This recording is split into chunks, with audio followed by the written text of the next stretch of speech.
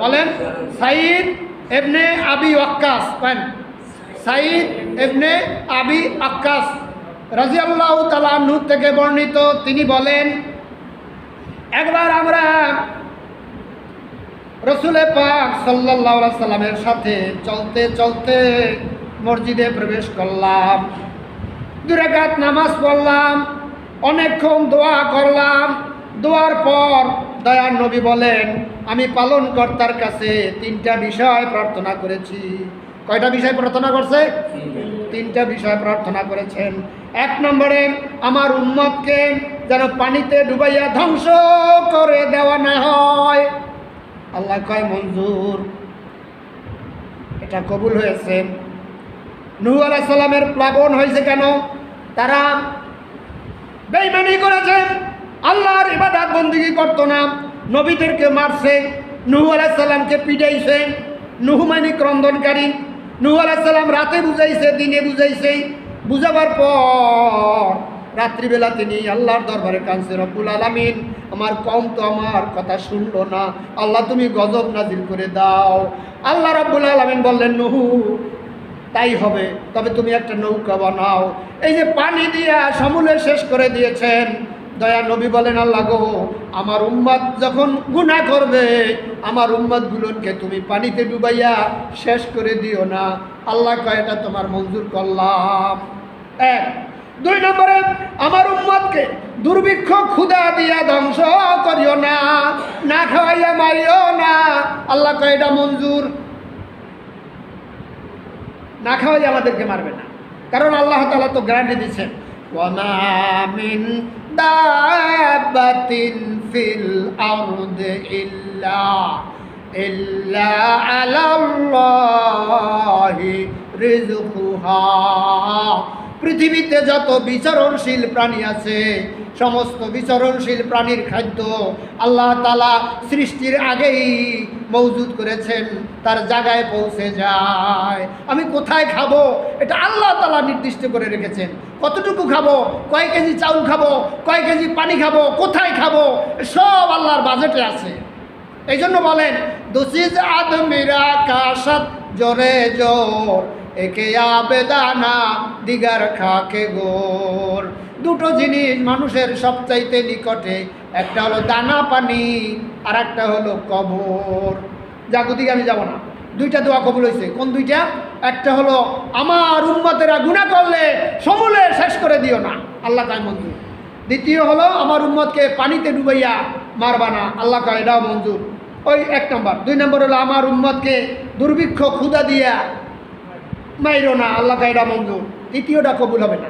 তৃতীয়টা হলো আমার উম্মত যেন পারস্পরিক দ্বন্দ্ব কলহ করিয়া ধ্বংস করা না হয়।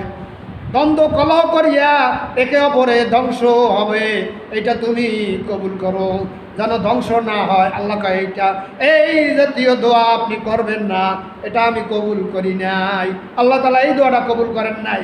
আর অনেক লোক আছে ঐক্য ঐক্য ঐক্য ঐক্য করে না। আরে ভাই ঐক্য হইব কেমনে? এটা তো থাকবে। কেউ বিএনপি করবে, কেউ আওয়ামী লীগ করবে, কেউ জাসদ করবে, কেউ ওই কি করবে, হ্যাঁ জামাত করবে, কেউ আরো কি কি আছে জানো? হ্যাঁ আরে নিয়ে কথা বলেন। হ্যাঁ নাই, আপনার জানা নাই? হ্যাঁ হ্যাঁ হ্যাঁ ওই যে আপনার সরমনাই বিষয় কোন দলে? আরে আল্লাহ, ইসলামী ঐক্য না না, শাসনতন্ত্র, ইসলামী শাসনতন্ত্র আন্দোলন।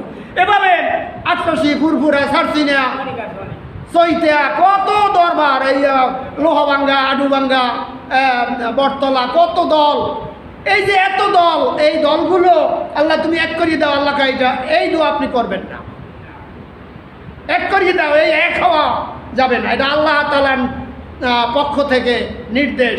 2টো দোয়া আল্লাহর দরবারে কবুল হয়েছে, কিন্তু ওই আপনার পারস্পরিক দ্বন্দ্ব কলহ অর্থাৎ এটাকে বলা হয় আপনার দলে দলে বিভক্ত, এইটা এক হবে না, জীবনে এক হবে না। যতদিন উম্মত আছে ততদিন দল থাকবে। আপনি তালাশ করেন রসুল পাক সাল্লাল্লাহু আলাইহি সাল্লামের আমলে যারা ইমাম হোসাইনকে হত্যা করেছে তারা তাহাজ্জুদের নামাজ পড়েছে, জিকির আজকার করেছে, নামাজ কামাই দেয় নাই। আর যারা হোসাইনের পক্ষে ছিল তারাও নামাজ পড়ছে, তাহাজ্জুদ পড়ছে। সে সময় দল ছিল, দল এক হবে না। আপনি যতই ঐক্য করেন ঐক্য হবে না। আসল জায়গায় হাত দেন নাই। যে রসুল পাক সাল্লাল্লাহু আলাইহি সাল্লাম বলেছেন যে এই আপনাদেরকে আবার শুনাইয়ে দিই, ভালো করে বোঝেন। হযরত এই যে পাইবেন কোন জায়গায় তাও আমি বলে দেব, মাজাহারিতে আছে। হযরত সাঈদ ইবনে আবি ওয়াক্কাস রাদিয়াল্লাহু তাআলা আনহু বলেন, একবার আমরা রসুল পাক সাল্লাল্লাহু আলাইহি সাল্লামের কাছে যে চলতে চলতে চলতে চলতে মসজিদে প্রবেশ করলাম। মসজিদে প্রবেশ করে 2 রাকাত নামাজ পড়লাম। নামাজ পড়ার পর দয়ার নবী দোয়া করলেন হাত উঠাইয়া। দোয়া করার পর তিনি বললেন, আল্লাহ হে আমার পালন করতাম, মাবুদ গো তুমি আমার উম্মতগুলোকে দুর্ভিক্ষ, তুমি আমার উম্মতকে যেন পানিতে ডুবাইয়া ধ্বংস করা না হয়। আল্লাহ কয় মঞ্জুর। আল্লাহ কয় কি? মঞ্জুর করলাম, তোমার উম্মতকে আমি পানিতে ডুবাইয়া মারবো না। নূহ আলাইহিস সালামের প্লাবনের সময় উম্মতগুলোকে পানিতে ডুবাই মারছে না? ফেরাউনের পানিতে ডুবাইয়া মারছে না? আমার উম্মতগুলোকে পানিতে ডুবাইয়া মারতে পারবা না গো আল্লাহ। আল্লাহ কয় মঞ্জুর। রাসূল পাক সাল্লাল্লাহু আলাইহি ওয়াসাল্লামের কথা মিয়া। দ্বিতীয়, আমার উম্মতকে দুর্ভিক্ষ ক্ষুধা দিয়ে ধ্বংস করবা না। আল্লাহ কয় মঞ্জুর। আমি তোমার উম্মতকে না খাওয়াইয়া মারবো না, আমি দায়িত্ব নিছি, খাওয়াবার দায়িত্ব আমি নিচ্ছি। 3 নম্বরের দোয়াটা কবুল হবে না, কিয়ামত হয়ে যাবে, ওই ঐক্য হবে না। ঐক্য করেন আপনি, ঐক্য হবে না মিয়া। এখানে বলছে আমার উম্মত যেন পারস্পরিক দ্বন্দ্ব কলহ করিয়া ধ্বংস হয়ে যায়, এটা না হয় আল্লাহ আপনি কবুল করেন। পারস্পরিক দ্বন্দ্ব কলহ করিয়া যেন বরবাদ হয়ে না যায়, আল্লাহ কয় এই দোয়া আপনি করবেন না, আমি এই দোয়াটা কবুল করব না। করেও নাই। আমাকে শেষ পর্যন্ত এইরূপ দোয়া করতে আল্লাহ নিষেধ করেছেন। এই জিনিসটা পাবেন আপনি মাজাহারি তাফসিরে মারিফুল কোরআন 388 পৃষ্ঠায় লেখে নেন। আমি হারুনুর রশিদ বুলবুল বাংলাদেশ একটা কথা বললাম আর আপনারা সেটা উড়াইয়ে দেবেন। আপনি খুলে দেখেন তাফসিরে মারিফুল কোরআন 388 পৃষ্ঠায় একবার পরিষ্কার লেখা আছে, 2টো দোয়া কবুল হয়েছে, একটা দোয়া কবুল হয় নাই। সেটা হলো উম্মত ঐক্য। উম্মতের ঐক্য হবে না, হবে না, হবে না। আপনি যতই প্রচার করেন, ঐক্যের জন্য দাওয়াত দেন, হবে না মিয়া। আপনাকে অনুরোধ করতেছি আপনি সেই তাফসিরে মারিফুল কোরআন 388 পৃষ্ঠায় খুঁজে দেখবেন। আমার আজকে যে কথা বলার উদ্দেশ্য ছিল তা আপনি এখন শুনবেন। একটু দরুদ শরীফ পড়েন। আল্লাহুম্মা সাল্লি আলা সাইয়্যিদিনা মাওলানা মুহাম্মদ। একটু জোরে বলেন না। ওয়ালা আলি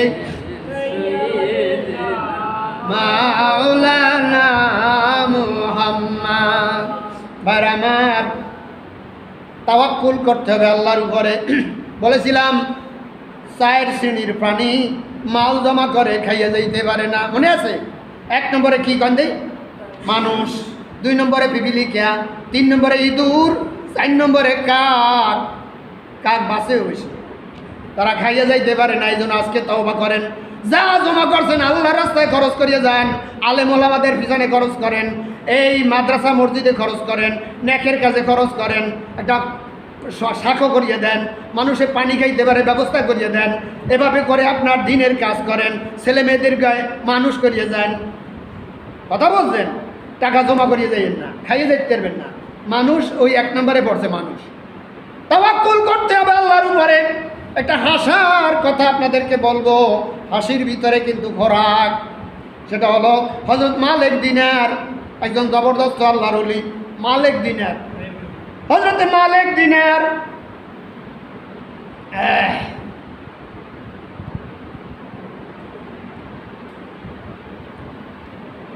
হযরত মালিক দিনার রাদিয়াল্লাহু তাআলা আনহু, রাদিয়াল্লাহু তাআলা আনহু বলা যাবে না, তিনি একজন আল্লাহর ওলি। হযরত মালিক দিনার রহমাতুল্লাহ আলাইহি মক্কা